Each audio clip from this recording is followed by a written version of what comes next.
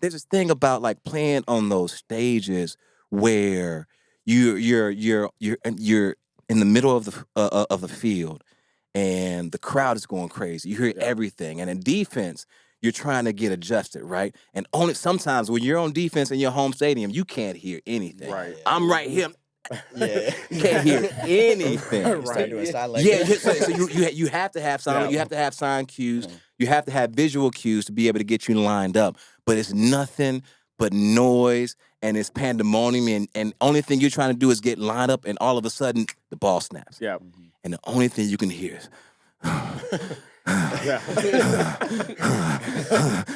woo! And then it stops. Yeah. And then the crowd opens up.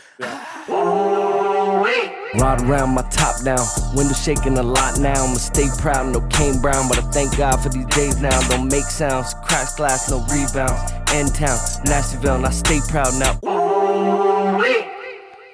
Welcome to Nashtyville. It's your main man, Young Gray. As always, I brought DeMonte with me. What's up? What's up? We got the pretty boy Chad Beebe in the building. And brought him competition today. Oh, we brought some competition. The one, the only Jabari Greer. The Hey, ultimate JB. competition. Yeah, so happy to be here, y'all. Absolutely. Awesome. We're happy to have you on, man. Yeah, it's good, man. So we spoke to Chad initially, and we are like, hey, Chad, like, who's the best corner you've ever faced? And what did he say? Who it was? He said Darius Slay. Darius Slay. We're like, I don't think you faced Jabari Yeah, I Greer told him, I yet. said, yeah, you got wound up across my Big play. boy. That's big play Slay, though, man. That's big play Slay. It is. Yeah. No, he Oh. still ain't you. I don't care. Question, Oh, you said BB. You wouldn't be Don BB's son, would you? Yeah. Are you Yeah. serious? Yeah. Are you for real? Yeah, that's That's Don crazy. Beebe's son. Yeah. Yeah. That's awesome. That's Yeah. awesome, man.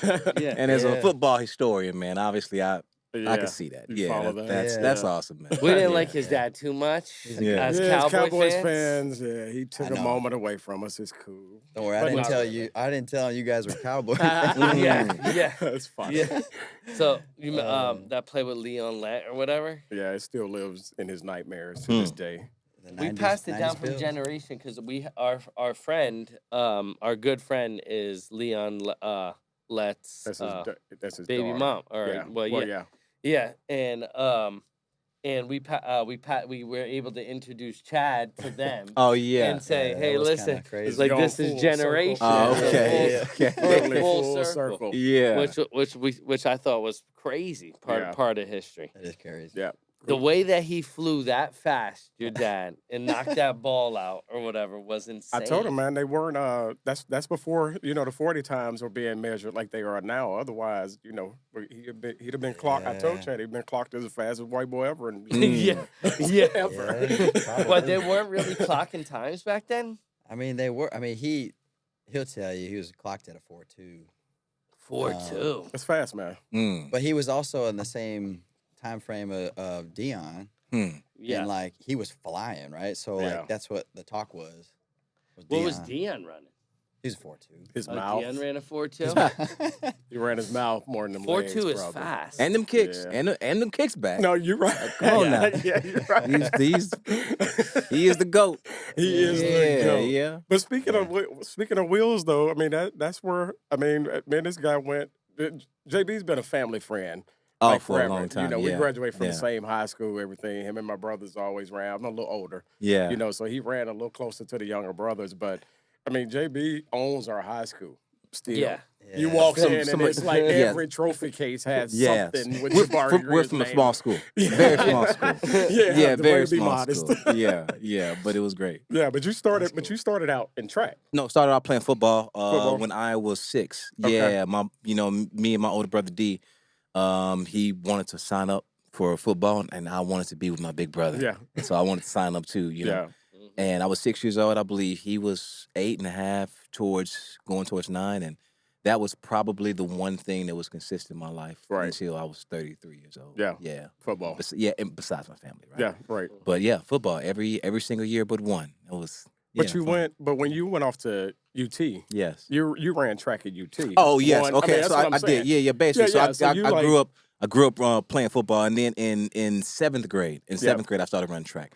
And so that was a big kind of differential between me and my brother, right? We both played ball. We moved to Tennessee from Houston. Yeah. And so when we moved to Tennessee, you know, he was doing really well in football, and I was just his little brother until I started kind of differentiating myself in track. And so track became the thing that really kind of gave me my own personality, my own that was your courage. identity. Yeah, that was my courage right there. Right. It was the avenue for me to be able to step out. Yeah. Under my brother's shell. I mean, from my brother's shadow. From being D's little brother. From being D's little brother. And it was like, man, you see that dude jumping? Yeah.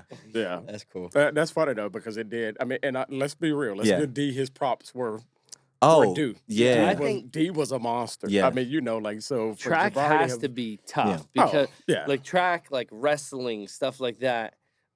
It's more just like the focus is you. Right. You're there. Right. And if you don't shine, everyone's gonna know. Yeah. Even though it does fall under a team setting, it's an individual team setting. Right. So like football is more just like, hey, you guys have a team out here. If one player doesn't, well, you can hide a little more. You can hide a little more on that. You could hide a little more. You get smoked on that track, and you everybody get know smoked you got on smoked the track. on that You're track. getting like, smoked on the So track. it's not a you don't have that option. It's like I was talking about my kid doing gymnastics. Yeah. It's the same team sport yet. I mean, when you're sitting there hanging on the bar and on the beam by yourself, then you're on that island, and You got any epic fails running track? Do you have any epic? Okay, the hard hitting questions. All right. I love the epic fail. There was an epic fail, and it was at the most inopportune time. I don't ever remember, 'cause running the hurdles, you always wait for that one person to fall and to tumble, right? And it's always funny until it happened to you. But one time it was the 2003 NCAA Outdoor Championships. I was rated number 1 going into there. I was an NCAA champion in the indoor, had the best time in the outdoor. Just giving you a little bit of my resume before I tell you the epic fail. Don't try to play me without knowing where I'm coming from. Don't try to play me without knowing my resume. All right. So I am in the semifinals as the number one contender with the best time in the nation. And so my entire year, I had been growing out my afro, the Samson effect, you know what I mean? I've been growing it out, and it was something that I felt like was it was a dedication that I had to myself and to the season. Right. And so from that year, the way that I transformed as an athlete against some of the best in the world at Tennessee, it was amazing. I ran with guys like Leonard Scott, Justin Gatlin, these guys that can really go. Yeah. Enter the race number 1, and I'm ready to go. The night before, I was like trimming my hair up, and guess what, Damani? I had that clipper set. Just click. A little gash in my head. In my head before the semifinals of the national championship race. And I looked at myself. I was like, gotta cut it off. Oh, no. Gotta cut it off. So I cut it off the night before, right? I cut it off the night before. We line up. I'm racing against all these guys from all over the place. We get in the blocks. You mark, get set, go. I take off. I'm leading. First hurdle, second hurdle, third hurdle. Fourth hurdle, something happened. I don't know what it was. Yeah. I don't know what it was. But my technique went out the door. I had never jumped so high and so slow in my life. It's as if somebody sniped me from the back, right? Just sniped me from the back. You know, my technique went. It was as if it was ordained. I mean, I can't explain it to this day. Something happened, and I hit the hurdle. I came over, and the only thing I saw was 8 other bodies just running. Oh, no. And my hopes dashed. Man, I got up. I finished the race. Didn't win. That's an epic fail. Yeah. But I mean, I kind of attribute it to my haircut. Yeah. Honestly, it wasn't my ability. It was really my different attributes. Exactly. It goes back. It's like when Samson's hair was cut. There you go. Like literally, there you go. He left all his strength. He left all his strength in the bathroom. There's something to that. There's something to that. Yeah. Hey, but you finished. Oh, I did. Yeah, the consolation prize. Yeah. I did finish at least, Hey. but I didn't come to do what I came to do. At least you weren't the loser Yeah. that just Yeah. gave up. Yeah, you you're right. No, I finished. finished. I finished, but I might as well just like walked off. Yeah, I got the same thing. I got the same thing. So technically, if standing on business was a thing at that time, you did not stand on business that day. Oh no, I stood on business. I think man, still to this day, even bringing it up, man, that's kind of pain. I'm trying to figure out what happened. Like what happened. Yeah. And the only thing I can come up with is like my haircut, man. That's it. So think of it like this: if you won that race, and let's say you did like track, Nothing bad would have happened. Yeah. Nothing but good things would happen. I can't think of a bad scenario winning the national championship in anything. Yeah, I could have been a different dude, but like it still would have been good. Yeah, your life turned out pretty good I afterwards. think you did all no right. worries. Yeah. Oh yeah, Yeah, of course, Yeah, of course. he's just now. You got to line up again. Yeah, Well, you know you how gotta it is. line You up. got to line up again, boss. Yeah. So both of you guys have something in common. Both of you guys went undrafted Mhm, or whatever, yeah. and then went the hard route. hard and route. got picked up. Yeah. In the NFL. Yeah, so we Now- were talking to Chad about that Okay. same thing. Yeah. About his path on that. I didn't know you were undrafted. Yeah, Yeah, man. It's a different road. It's a different road. So how was your road, man? Like, how my was it? gosh. My road. Who you with? Mini camp invite Okay, to who? to two. Okay. Indianapolis, and then it was no. It was Minnesota and then Indianapolis. Okay. But I went to Minnesota and it worked out. Right? Yeah. And then I signed. So then I didn't go to Indy, but yeah, man. Who- Three-day rookie mini camp. Who was right? on the squad that year? On the squad. On the Minnesota squad? Who was the DBs and who were the other we receivers? had so like as far as offense. Yeah. Had just signed Kirk Cousins. Okay. Diggs. Yeah. Thielen. Oh, yeah, some guys that can go. Yeah. Oh, We yeah. had some guys.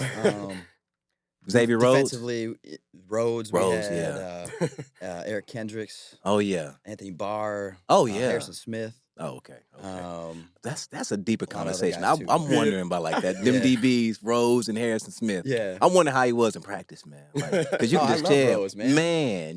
But I'm talking about Yeah. Harrison Smith because Yeah. playing the safety, being that kind of True. guy. You know what I mean? He had there. You have to be a very particular kind of person to be safety, right? They're the Yeah. brain. They could be the Yeah. guys that are very, very smart or extremely crazy, right? Extremely crazy. Like, I'm That- gonna come somewhere I'm in gonna come and like between. knock everything I was over. gonna The say. pit bulls of the team are those Oh, strong safeties, Yeah. right? Yeah. It's Which crazy. one were you? No, I was a corner. Okay. Yeah, so corner, it's like, dude, yeah. we all different. We weird, Yeah. man. Like we all into our own space. Yeah. And like you gotta be. You Yeah. have to be a little psychotic to be out there by yourself and feel like you tell us that there's 10 other guys in there, but really, It's just Well, we Really? were talking about that. Yeah. Like, you're on an island. Still, no, it's really. it's just Yeah. me and you, and we gotta Yeah. go. And you've probably like gotten me a couple times, and I have Yeah. to get my mind right That's- to get you back right Yeah, now. to You get know? back. Mhm. Yeah. And so it's a very, very lonely space. But man, some of the beautiful things about playing corners you can speak to this. Just the amount of glory and joy there is in a play. Like it really is Mhm. magical. It is Right. magical. Do we have time to talk about it? Yes, sir. Absolutely. Man, Let's so go. That's why you're here. there's something Yeah. there's Let's something go. about being in the best seat of the house, right? Uh-huh. That's a seat that you can't pay for that you have to earn. Mhm. All right. Mhm. And so we go from playing really small stadiums, little league, high school, Uh-huh. to being in some places with, Yeah. man, Got thousands. 80, you know what I'm saying, Yeah. 70, Yeah. 80, 90, sometimes 100,000 people. Yeah. I went to Tennessee, we had 106,000. There's Right. 30,000 people in Jackson, man. Right, I You know what I'm know, saying? The man. whole city, The whole three city is in times one over, section. was in Yeah. one section. One section. It was Yeah. crazy. Yeah. But there's this thing about like playing on those stages where you're in the middle of the field and the crowd is going crazy. You hear Yeah. everything, and in defense, you're trying to get adjusted, right? And only sometimes when you're on defense in your home stadium, you can't hear anything. Right. I'm right here. Yeah. You can't hear anything. Right. Start doing sign language. Yeah, so you have to have sign. Yeah. You have to have sign cues. You have to have visual cues to be able to get you lined up. But it's nothing but noise and it's pandemonium. And only thing you're trying to do is get lined up, and all of a sudden the ball snaps. Yeah. And the only thing you can hear is, Yeah. Woo! And then it stops. Yeah. And then the crowd opens up. Man, it is the most amazing feeling. Yeah. Like those 3 or 4 seconds in between, in between chaos to chaos, those 3 seconds of calm. So You now just I hear got- nothing Like but your that voice. laser focus. Man, it's like, crazy. But now I got to pause you on It's that. a So switch. that's a Yeah. great segue into small town. Okay. Southside's not a big school, man. Yeah. But we're Hawks for life. Mm. I mean, once you go to this, and it's weird, and I know a lot of high schools are like that, Yeah. you know, but this little small school, once you're a Hawk, you're always a Hawk. Yeah. Yeah. Shout out to Southside. Well, I got you. I definitely. Yeah. But so coming from a small school like Yeah. that, field is the same field today Hmm. as it was that you played on then. Yeah. You got one, what we technically call full side of the stadium. You got the visitor side that may have 5 rows of. Oh yeah. Yeah. you may have definitely. 5 Rolled rows. up of- Definitely. Yeah. So you make the jump from you make the name for JB. Yeah. You get that call from Tennessee and probably everywhere else. Mm. At the time, but you have to transition your brain. Skill set is there, Yeah. but you have to go mentally prepared that you've been playing in front of max 1,000, 2,000 people Oh, on yeah. Friday night to 106,000. Yeah. What is that outside of what that feeling is standing there on the? How do you even start that process of bringing yourself into Yeah. that right mental space? That's a great to- question, man. Because I was an actual fan of the team that I went to. Yeah. I was a fan of Tennessee. That was, Right. Yeah. 2 years after they won the national Right. championship. So I knew all the guys on the squad. I knew Cedric Wilson. Yeah. I knew Andre Lott. I Yeah. knew Dante Stallworth. I knew John Henderson. I knew Travis Henry. Yeah. I knew Travis Stevens. I knew Peerless Price. I mean, you know what I'm saying? Yeah. I knew these guys. I knew them. Like I watched them, Right. and they were like celebrities to me. Yeah. And so when I went on my visit, that was the first time that I ever been around a nation of recruits all over from all over, like really being chosen to be at this particular place, right? And so we come up for freshman mini camp, and some of the older guys are there, right? The older guys are there, and we start to do like this impromptu 7-on-7. Okay. All right, so I'm looking at Cedric Wilson. This is a guy from Memphis, Melrose, and Yeah. he's a guy that, to me being from Jackson, Yep. 45 minutes Yeah. outside of Memphis, Right. it's kind of culturally the same, right? Right. West Tennessee. He took me under his wing, right? Crib, loved me, it was that one of those things like, oh, this is my little my brother. West Tennessee This brother. my it's my West Tennessee brother. Yeah. But as soon as we get out to that impromptu practice, Sid came after me, right? Because Sid chirped, he talked. Yeah.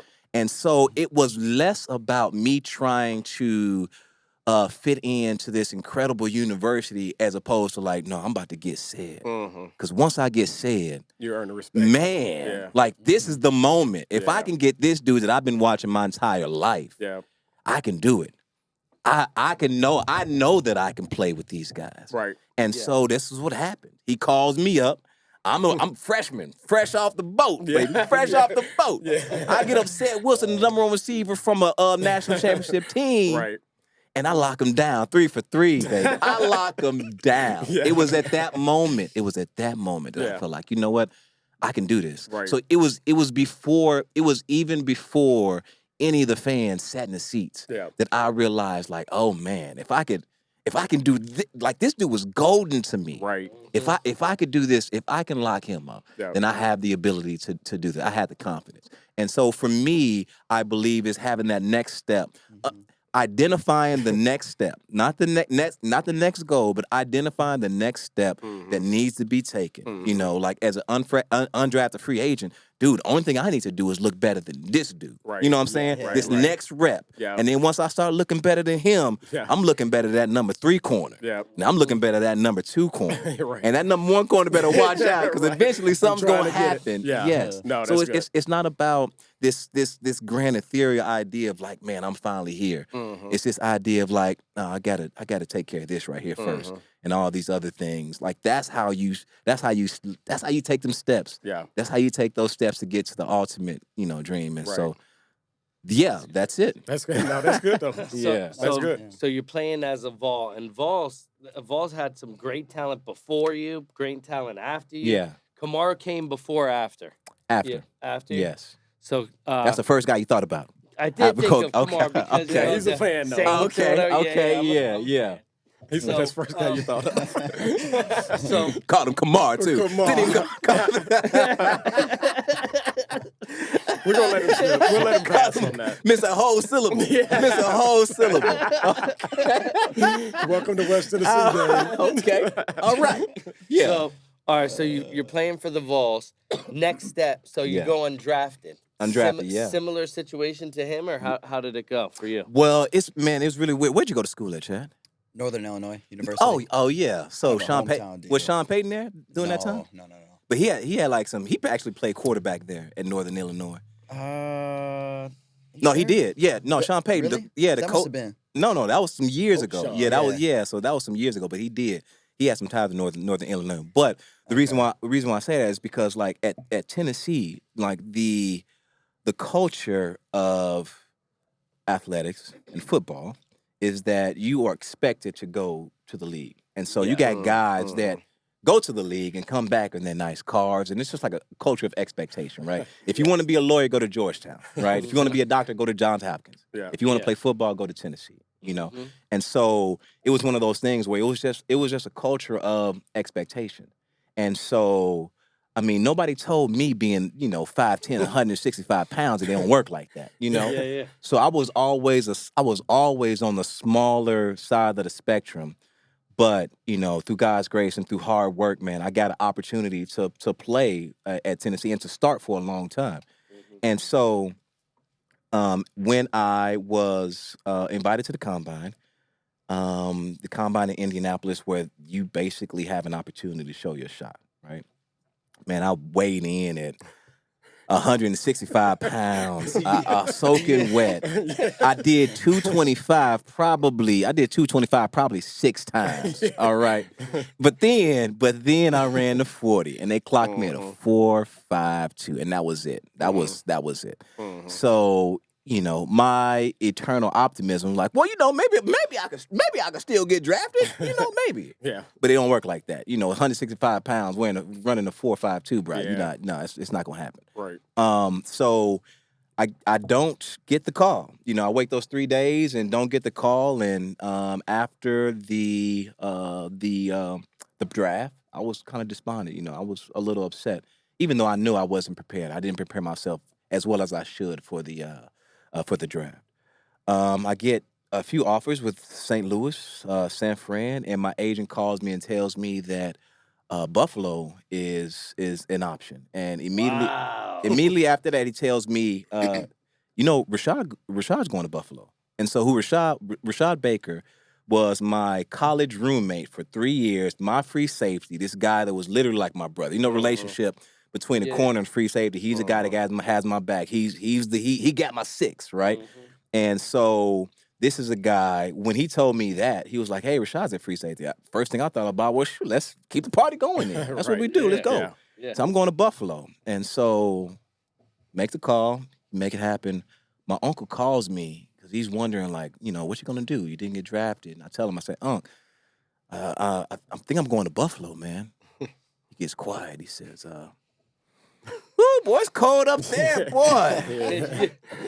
I said, oh, I didn't even realize that. Man, the first thing I thought about was like playing with my guy. I did not realize that it gets like sub-zero temperatures up in Buffalo. I didn't. Then all that history about Buffalo and those cold games just like fell on me. I was like, whoa, what did I just get myself into? Not just And cold, the the snow. snow. But we get there, and they did something psychologically crazy, man. They brought us all in, 17 free agent DBs, and we all came in different flights, but we were on one passenger van, right? We all came in around the same time. We were all on one passenger van. We get in the passenger van and we head towards the facility, and I'm looking around at 17 guys, and I'm like, at that time I realized, like, man, all these guys are fighting for, a limited amount of spots. Right. Somebody ain't gonna make it. Right. Yeah. It ain't gonna be me. It ain't gonna be me. I don't know who it is, but it ain't gonna be me. And so, man, essentially what had happened was we drafted a first round receiver, Lee Evans, that year.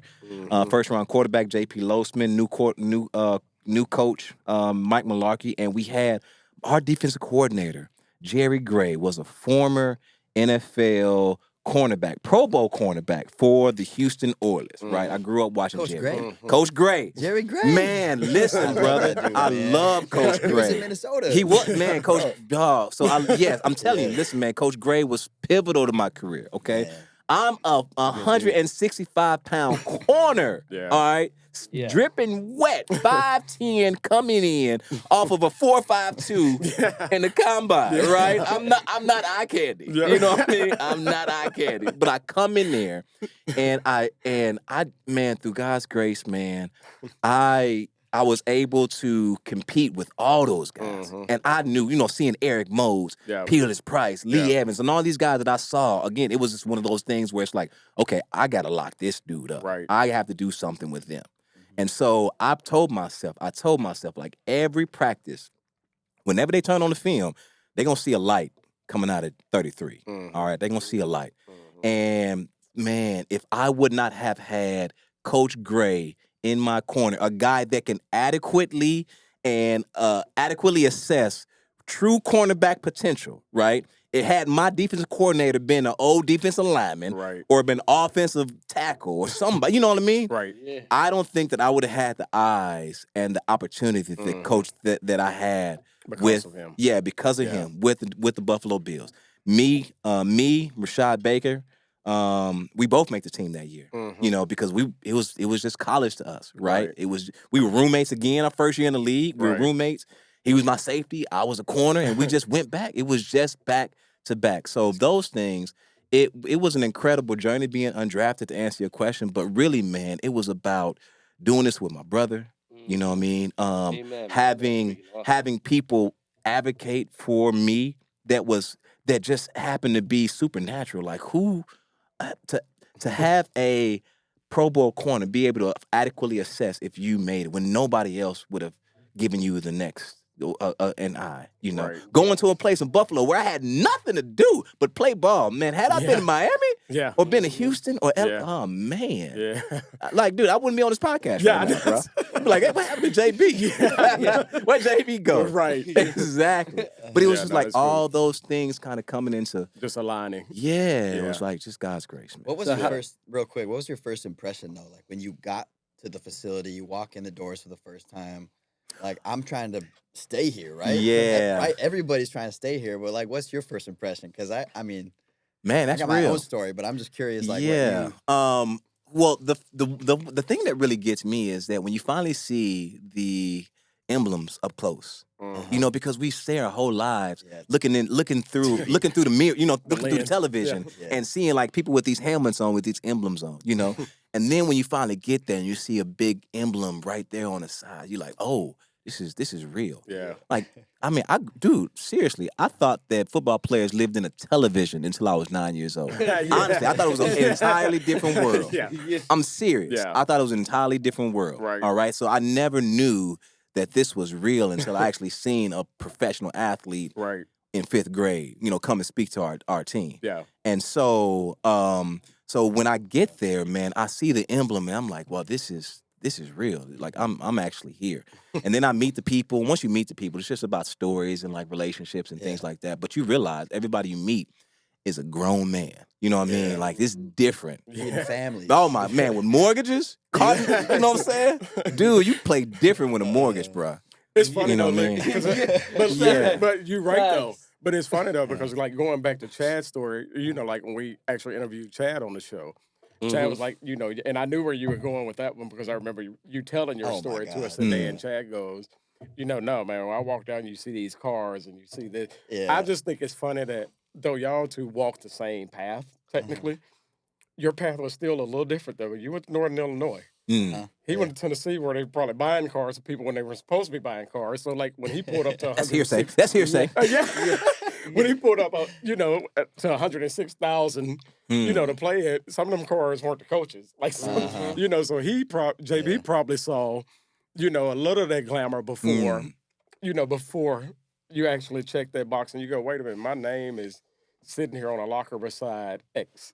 Yeah. Who has lived inside the TV according to JB. Yeah. So Oh, like, yeah. I mean, to Well, like, so to look, see like, that I mean, dynamic. like the mic'd up or whatever. You're with Diggs and Thielen, Yeah, that's- right next to it, running the Right. freaking routes. Like Right. Diggs but turned out to that's be. the problem because I think, and you can vouch for this, some guys can't get over the hurdle of this is big time. Yeah. Mhm. Yeah. And they yeah. kind of fold under the pressure. Yes. Mhm. And what happens is when I would line up against Xavier Rhodes, if you can't live in the moment and just be Yes. you, you're toast. Yeah, you're Yeah. right. You know what I mean? Yeah. You're not staying long. Yeah. You got to be able to get past what you were talking about earlier.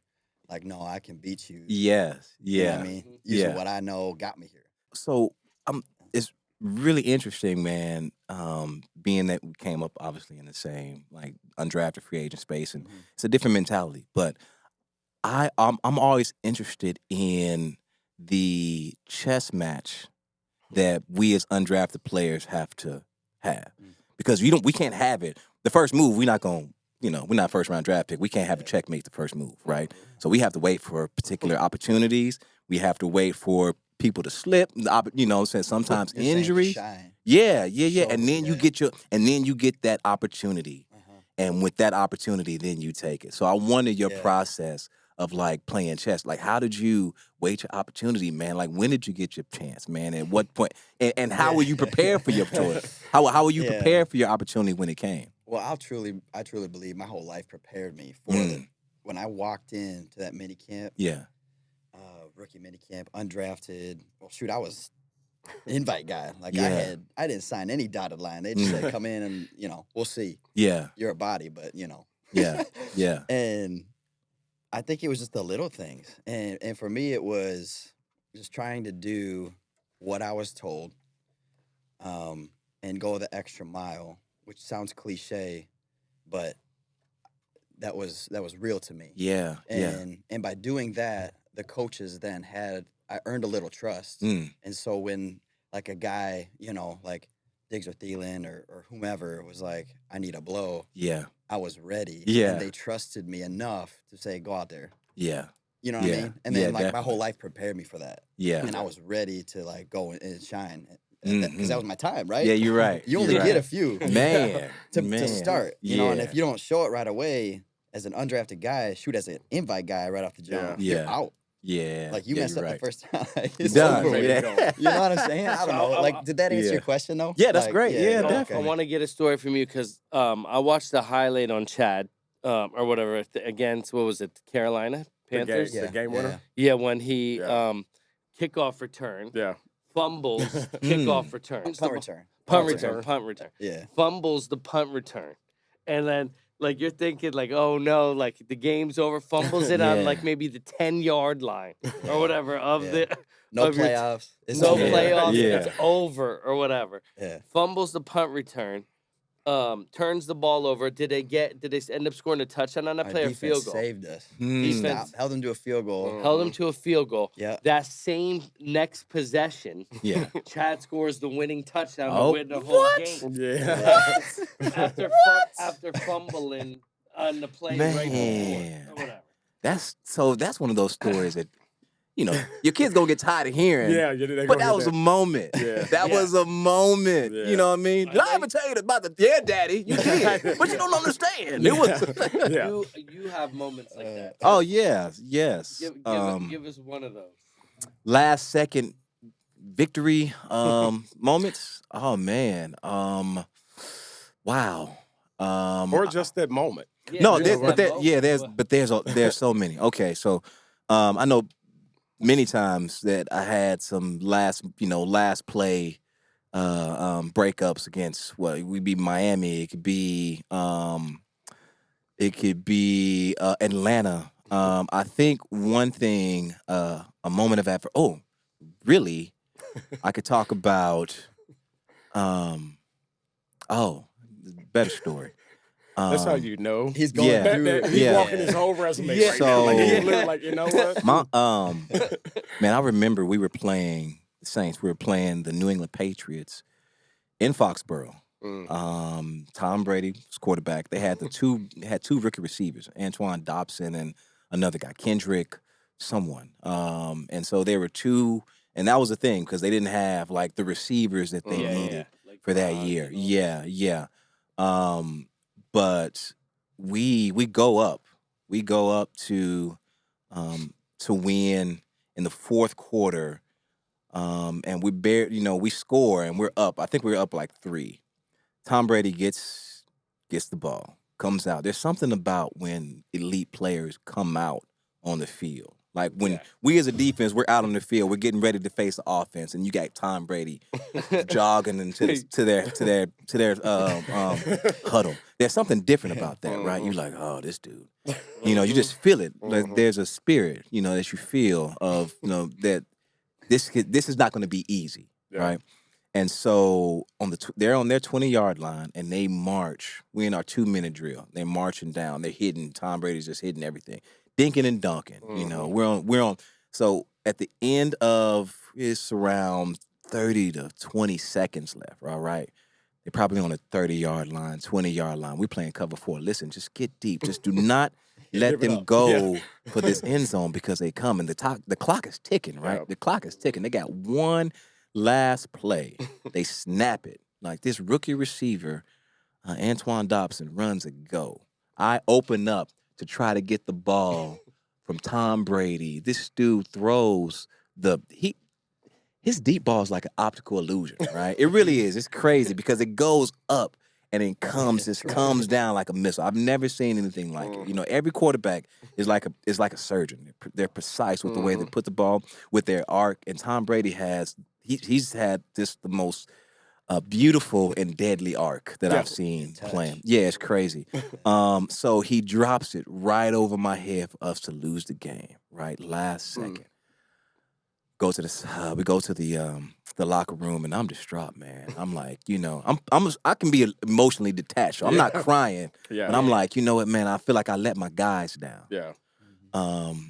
That was a really pivotal time in my life.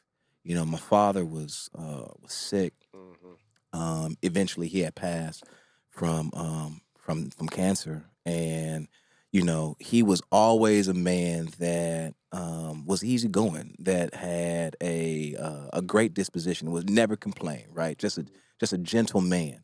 And after the game, I'm walking to the bus, and I'm just wondering like how my dad doing. I'm like licking my wounds, and like I'm just like, oh, it's okay. There's bigger things out there. Like I just want to spend time with my dad, talk to him. I called my dad. I was like, hey, Daddy, man, forget that. How you doing, Daddy? My dad sat there. He was like, I'm doing better than you, baby. I'm doing better than you. I'm doing better than you right now. And I was like, yeah, you seen the game, Daddy? Yeah, I seen the game. How you let that boy get behind? So it was that moment that it wasn't, it like for me, man, like the break, like the levity of that situation, like the seriousness of what was going on with my father, and like for him to break the situation, to break the ice in a way that just lets me know, like, dude, no matter if I had an incredible, like, no matter where I go, I can go to the top of the mountain or the bottom of the valley, man, I'm going to find humility no matter where, And so it wasn't one of my most glorious moments, but it was one of the most humbling moments in the way that I really got to see that all this was just football, man. Yeah. What's crazy is this man has won a Super Bowl. Yeah. Oh yeah. Or whatever. Yeah. And out of that's all the story. moments, it's the moment of learning or whatever. Yeah. That is bigger than actually winning on the biggest stage. Yeah, but he's also proven why I told you over and over again that these two humans, I swear, they remind me a whole lot of each other. That they've made it, but then it's that humble spirit that's just who they are. That don't, like he was running his resume in his head. Because I'm still gonna force you on the Super Bowl.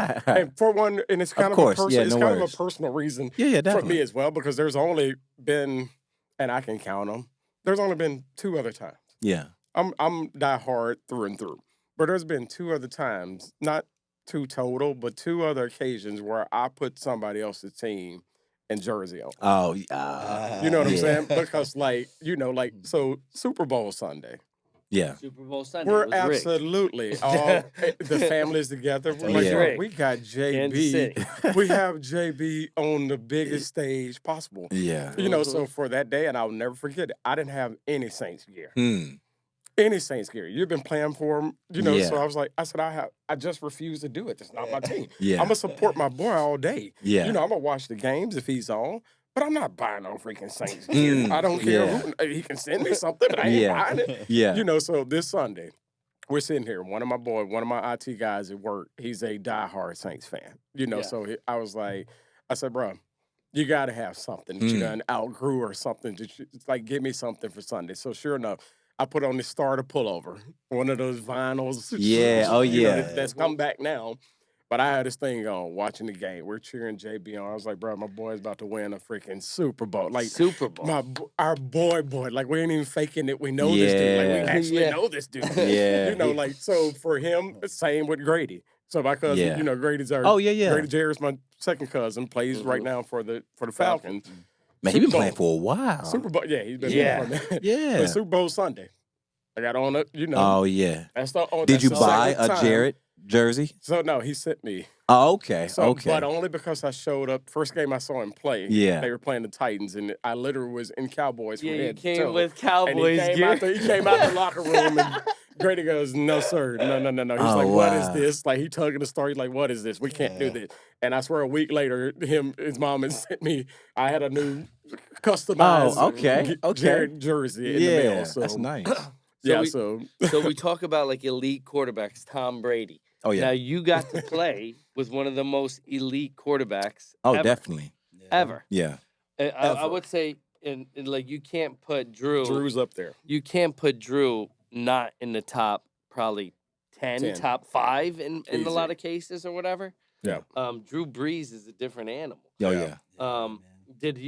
Were you able to get like a good relationship with Drew, or does like the defense not really talk to Oh the no. offense as much? Or? Yeah, man. No, Drew is. Yeah, he's a great guy. One thing that I learned is that there are a few people that you would see and play with that would show you that they are like not superhuman, but they're different. They're on a level of there's just a different level.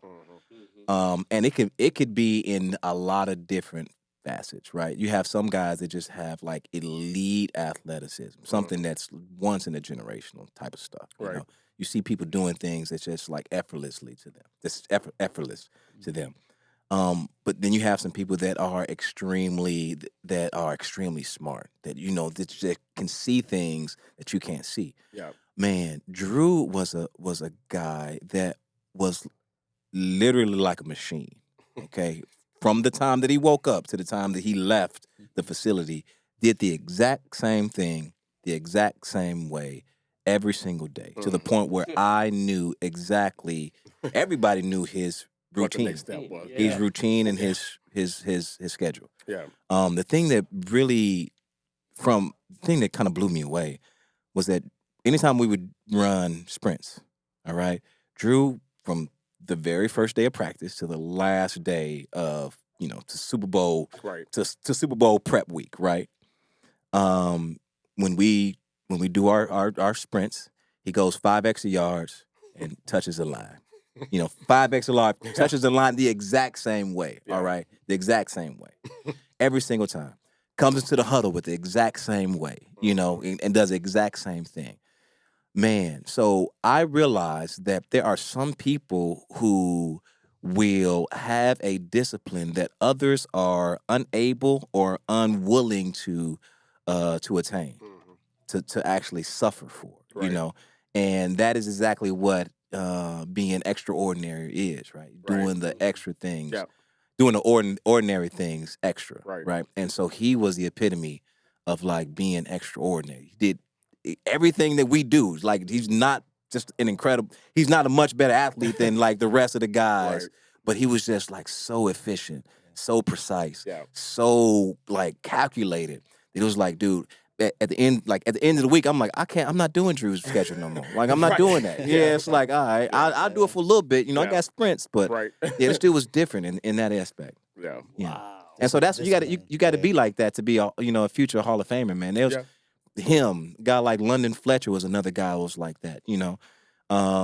shoot, I played with Troy Vincent, who was a Pro Bowl corner. He was our safety right there, man, and he will in intents and purposes will be the next commissioner. You know, he's like the second under the commissioner now. So he's just, I mean, these guys. Sometimes you just meet people that are just different, and you have to be exposed to those people to understand that there's a different way of thinking out there. Yeah. And so by being around them and by being around them, by watching them and observing them, I realized like it really shifted the way that I take in. Like I take in my professionalism, but not only that I see the world now. Yeah. That's crazy. Yeah.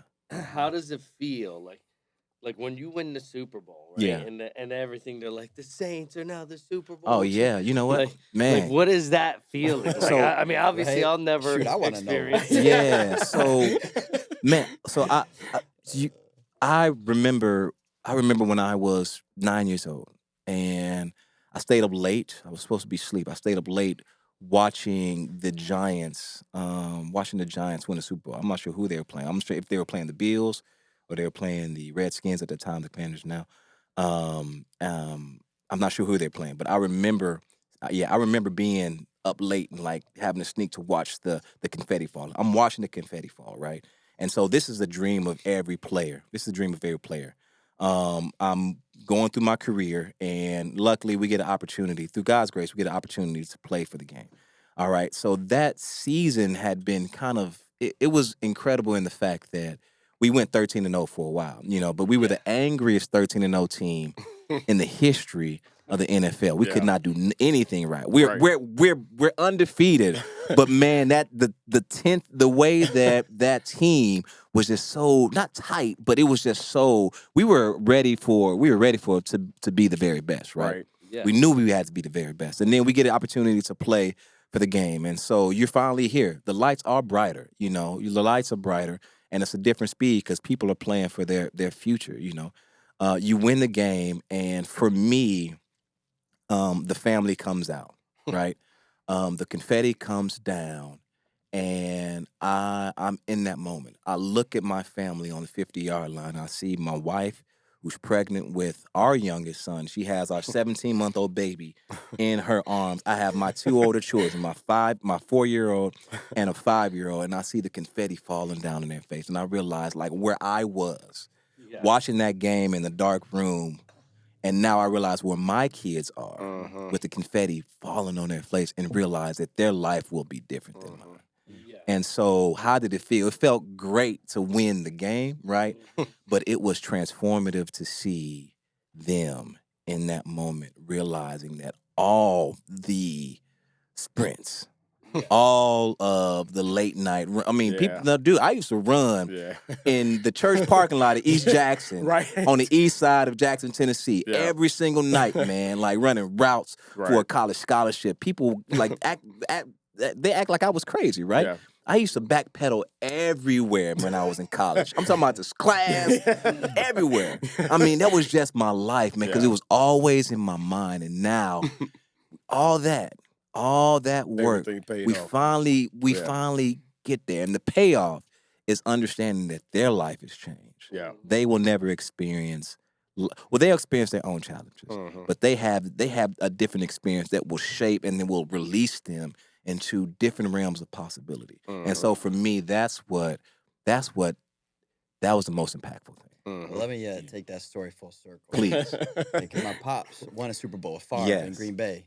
Yeah. And I'm on his shoulders after the Super Bowl win. And Dude, like, you we're on the never field. forget that. No, but that's the crazy. I mean, I was so young, right? But you Yeah. look at pictures and then you start to like kind of remember. Yeah. But so I got to see that. Yeah. And then I got to kind of grow up in it. Yeah. And like my You were dad that knew how kid. to. I was He's the the kid. he's talking about. Right? Yeah. And my story's a little different. Like in college, it's like just a ton of injuries and stuff. Like, Yeah. couldn't put up numbers anyway. But he taught me those little things that really do matter. Yeah. You know what I mean? Yeah. And that's really what changed my trajectory. Mm. But Well, I was the tied right kid, back- right? I was the kid. that's So But it's huge funny right because it there. still ties right That back is to his story of what you crazy. said. That is crazy. That's incredible. She was the kid on his He's the dad. kid. But then the little Wow. things, though, I mean, and I don't want to lose sight of that because I think that is super important. Yeah. And I think it's important That's whether good. we're talking football or just you tied it back to life Yeah. in general. But it took you it's right back to his story. Man. You know, that But, like, it you're literally just went speaking to full me circle. it makes yeah, it's good. But it What went you full said was circle of good. how you made it. That you said yeah, the yeah. different you got an invite. You went in and you did all the little things Mhm. that had been just embedded in your brain and just part of your natural foundation and DNA. That at once you got there, it's I still have to survive. So the only way I survive is doing the little things that my dad and my Yeah. parents taught me to do leading up to this point because it was the most important moment of your life then. Yeah. I got You a know, weird so- question. Did you ever watch like footage on your dad to see like I mean, run routes when and I stuff? got older, I did, but like, and maybe you can understand this, Yeah. being like on the other side of it, being a father. You know, you had a great career, stuff Yeah. like that. Like my dad, I would have to ask him Oh. for him to tell me, Ooh, this is a story. Yes. and Yeah. like, because he didn't want to make me feel like I had to play ball or be Yeah. something great. Like, Yeah. just be you. That was what he would preach to me. You know what I Yeah. mean? But like, there's always that underlining. Like, my dad won a Super Bowl. He went to 6 Super Bowls. Like, Yeah, Yeah. he I had the got to do record. something with my life. 6 I'm the Super only Bowls. son. He had the record That's so until insane. till Tom Man. Brady That's broke so it. insane. Yeah, And, your dad is the, number 2 after Tom Brady, still to this Yeah. day Yeah. right now. But like, Went to answer the your most Super Bowl. question, like I'd have to ask. Like, I'd have to like pull things out of him. And at the time, like as a kid, it frustrated me. But then now I'm a father. I got a baby girl and stuff, and I get it. Yeah. Like, Yeah. okay, I Yeah. understand where he was coming from. But like, at the time growing up, you're like, man, Dad, you're cool. Like, talk to me about it. That's real. You know, 'cause it's a hard thing to navigate, but One thing that I had, because I had the same experience with my children, and I had a reckoning with them, because my middle son, he's starting. I've never really grew up. I never raised him like playing ball, throwing the ball outside or whatever. And as he started playing this year, he fell in love with it. Him and my youngest son, he's a 9th grader and a 7th grader, loved the game. And so those are questions that he had for me. It's like, why every time, when I talk to you about it, it seems like, you don't want me to do it or whatever. Yeah. And I had to tell my son because I had to really search myself. But I told my son, it's the truth, that the process of removing myself from football is a process of grief, right? I had to reconcile my That's relationship fair. with That's fair. football. And so although I would have loved, if I was a father that didn't live the dream and all this, I would have loved to live it through you and like have you Right. out there. But for me, it's like, dude, there was such a large part of my life Yeah. that when it died, it was as if I lost a part of myself. I lost a best friend, right? Yeah. And so anything that put me in a moment where I'm like trying to like get back into it and like get my kids into it and everything, it added to the hesitancy that I had to actually let it go and to move forward. And so I just didn't talk about it. Right. I didn't talk about it for my own healing. Yeah. Right? We didn't do it for my own healing so that I can separate and be the father that I need to be for them. Yeah. And so I talked and I told him that. I was like, you know what? I was going through a grieving process where I couldn't be the football dad that you needed me to be. I wish Right. that I could have been better. Actually, no, I don't, because I really don't. Yeah, because they're discovering it on their own. Yeah. Yeah. The worst coach, I realize that I can't necessarily coach my dad. My son, and even though, I love my son. He's seen me in my draws too many times to actually take direction. You know what I'm saying? Yeah. He's like, man, come on, man. Yeah. Yeah. But that's a great point, man, because honestly, you think about that, when it's been part of your life, and I'll tie back to, again, me talking about my daughter doing course. gymnastics for 10 years before she went off to college. It's the same thing. Yeah. I think I cried harder than she did when we went in and talked to her coach about her retiring. Yeah. Because the thing is, it's also been part of our life. Yeah. That long. Yeah. So when you've taken 20 plus, when you've dedicated 20 plus hours of something to your life since, you were 7. Yeah. You know, and for you, you know, whether it's 7 or 9, and you reached that pinnacle. Yeah. You know, you took it from Will Heights or whoever it was you played for in Jackson. You know, all the way to the biggest stage that you can possibly do. So I've always wondered what that feeling is. You know, as an athlete, when you walk away from it. Yeah. It's so much that of the mental for sure. Even more so when I asked you early on. Yeah. How do you mentally prepare, you know, to step from that small stage to the big stage and then to even a bigger stage? Yeah. Walking that backwards and now thinking about that you guys, you know, injuries, whatever it is that took you away from it, you always have that, man, what if my knee had held up? What if I hadn't, you know, like, and even though you made it, and you made it, you know, you still have that, you're still a human. Yeah. You know, so that gut feeling of that emptiness that is gone. And now I can't pour into here because it hurts me to pour into you. Yeah. You know, but that's a really interesting point though. That was actually a question I was going to ask you because I'm like in that phase. So I like officially stepped away in September. Oh wow! You did? Oh wow! Okay. I'm in the transition of trying to find myself again. Yeah. You know what I mean? Man. So that was like one of the things when you said he was coming in. I'm like, I gotta ask him. That's this, no, that's huge, man. My heart is with that, man. My heart is like heavy with that because I know that for me, I didn't realize that I was grieving. I didn't realize that I was mourning, right? I just knew that playing on the biggest stage, right? It's easy for us to, we've caught lightning in a bottle, right? We've been out there, and next thing you know, we caught it in a bottle, we bottled it up, and we live in our dream, right? And then somehow this lightning dissipates. It's gone. And so I'm like, okay, I got to go out there and get some more lightning, right? We go out there and we try to get some lightning, and we realize, like, we wonder, like, where's this lightning at? And we forget that it took us 20-something years to catch lightning in that bottle in the first place, right? And so one of the things that we do, right, we've been to an incredible place. And so we feel like we got to go from that incredible place to another incredible place, right? One of the hardest things for us as men and also as players who have had this visibility is fading into obscurity, right? We have a thing where we don't want to fade into obscurity. We go from being a guy who is to a guy who used to be in a blink of an eye, right? You're not Chad Beebe, you're not Chad Beebe, you're Chad Beebe who used to.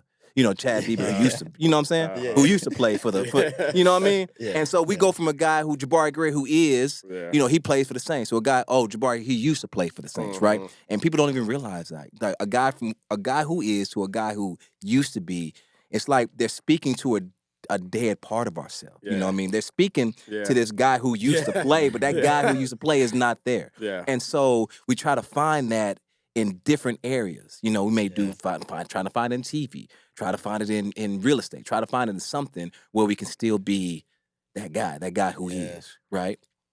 And I think one thing that's been healing for me is, first of all, understand that it is a journey, right? It's a journey. And with journeys, you got to have rites of passages, right? You got to have the detachment from the king, right? You got to have the detachment from this ideology that's been kind of controlling your life for a really long time. You have to have an acceptance of what is, Like, I did not realize that I was a creative person. I didn't realize that I was creative. Like, God created, like, in every aspect, right? Like, I'm always thinking about different things. And even in, like, 2-minute drill, I'm out there cracking jokes and like stuff. And, you know what I mean? There was just, I was never like, because my mind was always creative, right? But as somebody who is a creative in the locker room, you're weird. I was weird. So I really couldn't embrace that part of myself until I allowed the entirety of myself to kind of come to the fruition, right? And so through that journey, there were a lot of like painful rivers that carved some truth into me that I had to embrace about myself, that I had to embrace about myself as a father, myself as a man, myself as a creative, as someone, and I've done a lot. I've done like a lot of different things that have allowed me to embrace my full self now. So I would say that anybody's going through that journey, understand that it is a mourning period. Mhm. Like, this has been your best friend for a very long time. And imagine your best friend dying. You know what I mean? Mhm. This is one of the only things in which we feel like we can't be sad about, like, because we're always taught, like, dude, get it done. What are you talking about? Third Yeah. down? You sad? What you talking about? Ain't no sad. But you know what? Third down, But boy. There's no JB time for that. Ain't got no time But for JB, that, you bro. make a good point. No, that's good. And I don't know that I would have never thought about it the way Like you just that. explained. Yeah. Ever. That's crazy. Ever. So, But that's because so you've deep. lived it and because you've lived it long enough now Yeah, to explain it Mm. to somebody that's a newborn. yeah, But you just kind of hit me with something that kind of resonated because like it's almost like real life physical death. oh yeah, definitely, We talk about the body. yeah, We talk about the spirit and the soul being it's just a shell laying there at Yeah. this point. It's a shell laying there Mm. at this point. But we also follow that up 100% of the time. Yeah. And correct me if I'm wrong, but 100% of the time we deal with the physical death and we Yeah. deal with that body being a shell. We've all heard it. But then we follow right up with, but they never leave us. The spirit is there. yeah, They're yeah, always gonna come. Mm. And I said, so for me mentally, I tie that back to how you just explained that. yeah, Is literally, you have a football funeral.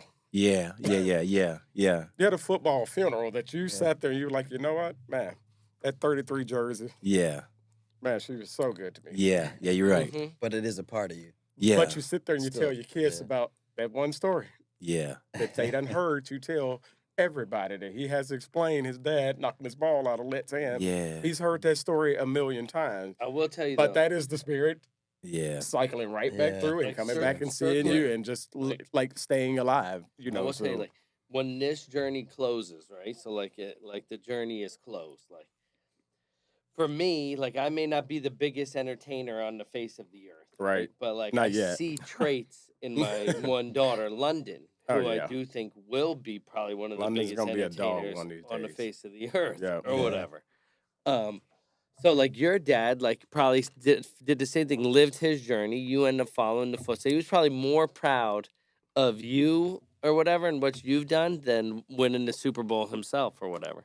And same thing with your kids. Like no matter the journey they choose to go, whether it's football or whatever, the joy that we get now from our kids yeah. is bigger than any joy that we can do for ourselves. Yeah. Um, Well, Yeah. I was gonna say no. That's Oh, a good no. point. I'm gonna dive in. I know because I know I've impressed JB a million times Talk to to be me. here with me. And I know we got to wrap soon to keep with his schedule. But just you want to quick hit us on the just kind of transitioning off the football field for Okay. a minute. I want to make sure we cover what you're doing Oh, here okay. in the city. So you got a dancing. We understand you're about to be a dancing machine here soon for charity. He's talking so about, oh, you gotta goodness. hit us with that and let the people know what you yes. got So coming up. I am dancing with Safe Haven. Safe Haven is a 501c3 nonprofit that provides housing for the unhoused community in a different way than a lot of, the Nashville Right. Mission and these other places. So say that you are a family, you a father and your wife and your children, and you experience a issue of you losing your job and you get hit with homelessness, right? You become unhoused. Usually, a lot of the organizations in our city will separate men from women, Right. and sometimes women from the children, Yeah. right? Safe Haven is one of the only organizations in the city that keeps families together. Okay. And so what that does is that allows that family to live as normal as possible, man. In one of the most emotionally charged and vulnerable moments that they can possibly be in, they have each other. And so to speak about what I'm doing, I'm dancing for a good cause, right? Yeah. So I'm Yeah. doing Dancing with the Stars. It is a fundraiser for Safe Haven. You go to safehaven.org, Yeah. and I'm sure you can get all the information. You're going to have my smile on that thing, and you know what I mean, and show that. We've just been working. I'm excited about it. It has been a lot of it's been a lot of practice. My professional dance instructor, Suzanne, is a beast. She is. so like actual dancing. No, with they're stuff. actually doing an event. We gotta actually, Oh, actually, yes. Wow. go. Yeah, we yeah. gotta be there. Yeah, That so is insane. yeah, it's fun. I mean, my heart has always been with the unhoused community. So it's been one of those things where I I enjoy dancing. I enjoy the workout. But the truth is, like, the mission is more important than anything. Right. You got for moves sure. out? Cool. What would you put yourself as a dancer? He's been working on it. Yeah, I'm okay. I wouldn't. No, I'm definitely not as. He's a DB. He can move. Yeah, I can Yeah, I move. was gonna say, I can. he's Yeah, I got can to. move. I can move. I can go. I'm all right. You know what I'm saying? I'm competitive, so I'm gonna learn. Right, yeah, no, that's the step key by right step. there. Yeah, step by step. I ain't worried about the dance. I'm just worried about that next step. Bro, that's funny, man. Actually, a lot That's of good, the that's football good. players that did go on Dancing with the Stars were half good. Ocho Cinco was good or whatever Yeah. on Dancing with the Stars. Well, Ocho's just Got like a him. little They're rhythm. competitive. So Oh, that, yeah. that competitive nature is Yeah. going to come It's out. just automatic. It's like he said earlier. You're not going to be the last one. You're picking out the room. But like, Yeah. yep, nope, I'm going to be better than him. Yeah. And once he's gone, I'm going to be better than him. And once he's Yeah. gone, I'm going to be better than him. So, yeah. But you're going stuff. to wrap us up? And, Yeah, I mean, I always like to just go around the room and Yeah. any final words. I guess we'll leave you last because of your relationship. I want to thank you for coming on the show, man. Like, Yeah. honestly, I learned so much today. Yeah, like, no, it's been good. today was the day that I got to like sit back and just like really like observe and like listen to your story, and some of these things that you were telling me were just mind blowing for me. Yeah. And so motivational Yeah, too, it's good. like for just anyone in general, like Yeah. to like the journey coming from undrafted, doing all this sorts of stuff Yeah. to like where you ended up, like actually winning the Super Bowl, achieving greatness. And everybody has like a different form of greatness, or what they call like, all right, you know what, like I made it or Right. whatever. And to hear some of your stories, and you could have picked out like points of like winning the Super Bowl Yeah. or doing this sort of stuff. Instead, you told us a story about losing Yeah. and Yeah. what that did for you instead. And Yeah. most Good. people don't look They're at not the gonna losses highlight that. Yeah. or don't throw losses Yeah. as a highlight or Yeah. whatever. You only hear about the tops, but you don't hear about what you have to go through to get to the next place. Oh, like, yeah. so like, thank you so much, because like I know for the viewers that are watching this, they're gonna be like, wow, this Right. was deep. It's been good. Yeah. Thank Yeah. you, man. Yeah. What about you, Yeah, Chad? no, man. I'll keep it short. I just appreciate you coming in. Yeah. You definitely spoke to me through all of it, but that last piece, Mm. you know, the whole lightning in a bottle, it doesn't just happen. You know, It Yeah. actually takes time to kind of find yourself again, maybe a little bit, right? Yeah. So it's good. Yeah. Appreciate you Thank being you, man. I here, for appreciate real. it, man. Yeah. Hey, my brother, my My man. friend. Yes, sir. You know it. From little small Jackson, Mm. Tennessee. Hey, man, I won. You know, I believe in giving people their flowers. Yeah. I do think, and I've But not told buying these their guys- jersey. And I'm sorry. Go I ahead. got you, man. Yeah, I actually do. Funny part is, I have a Tennessee jersey in my back seat that My I showed guy. him. he That does. he signed He for me when he does was have it. playing. That's at awesome. I Tennessee. got you. I'm sorry. But no, I apologize. but no, seriously, man. I mean, I hope all the hype was real. I've been telling them, I was like, Yeah. I said, JB is real life, one of the most genuine humans that I know. Yeah. Good guy since we met from day one. You know, you're part of the family. Man, I so You appreciate know that. I mean, yeah, you yeah, know, of course. There's of five course. of us, but you know, you Yeah, being the boy. I mean, it's, man. we're all kind of attached, man. But no, I appreciate you, you know, coming in and honestly showing the world Yeah. the unfootball side of Mm. Jabari Greer, showing us the growth, you know, of the Jabari Greer that we already felt was a strong, you know, God-fearing, you know, Yeah. great athlete. You put it on display. Yeah. And that's all that this was about today. And the fact that you were able to come in and pour into our boy here, because I honestly, we can't speak that language. Yeah. You know, so to make that tide, you know, we just want to say, you know, like we do always, we appreciate your time, man. And let's do it again. And we will be there to see you tear the floor. I appreciate I do think we do one route with Chad Beebe. Get outta and, here, man. And Jabari. Because then we can officially say, listen, Chad's best. Jabari said you already kept me too long corner now, was so I'll Jabari. meet you. Yeah, what One time is round. it? Hey, we got to get. I got family. We got to dinner, get some bro. route budget with this barbecue sauce. They paying on the route budget. That's right. For real. There we No, go. good business, man. We I appreciate sure you. appreciate y'all, man. Yeah, Have we're a Yeah, great absolutely. time. Yeah, man. thank This you was so a much. blast, man. Thank Yeah. you so All much. right, have a great one, y'all. Yeah. Ride around my top down, window shaking a lot now. I'ma stay proud, no Kane Brown, but I thank God for these days now. Don't make sounds, crash glass, no rebounds. N-town, Nashtyville, and I stay proud now. Ooh.